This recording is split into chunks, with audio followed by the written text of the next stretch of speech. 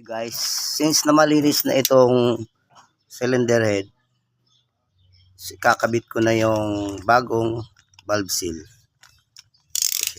Kasama ito sa overhauling gasket.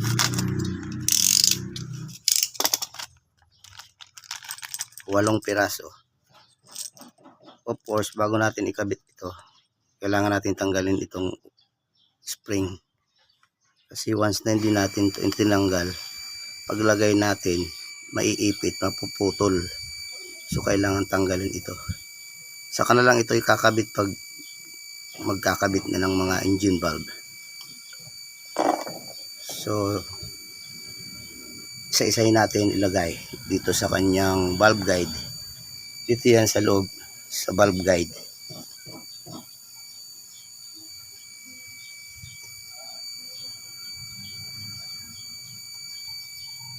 Guys, ang paglagay nitong valve seal ay gagamitan ko nitong valve retainer cap.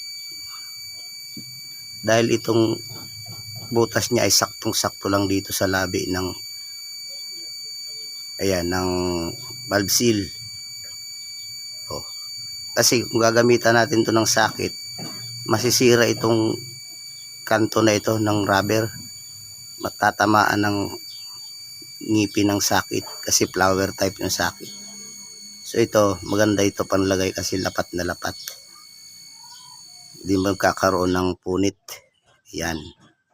So siyempre, bago ko ikabit ito, lalagyan ko rin ito ng pampadulas. Motor oil.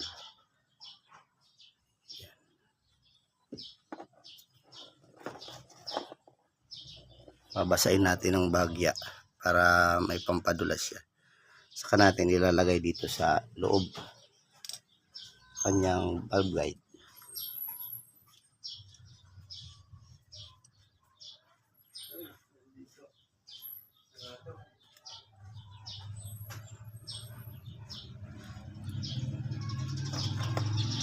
So, gagamitan natin to. Itong gagamitin nating pang push. Saka siyempre itong stainless na tubo.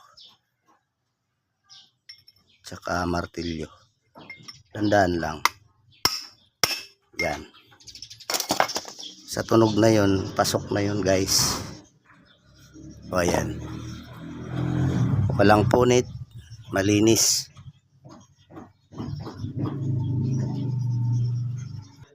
Okay, next. Sunod.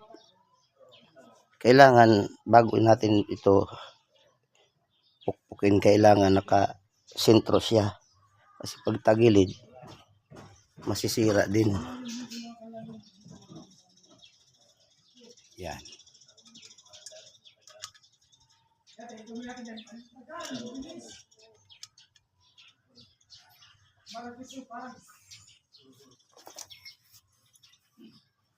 Ito sinasabi ko. Alright. Ayusin mo muna ito. Kasi hindi naman mahigay ng ngayon eh. Kasi hindi nila Focus natin para makita nyo. Ayan na guys. Malinis. Walang kapunit-punit. Walang tama. Hindi katulad ng gagamitan ng sakit. Tinatamaan yung labi niya.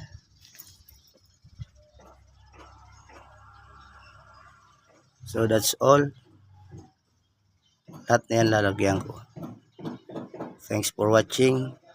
Please follow for more.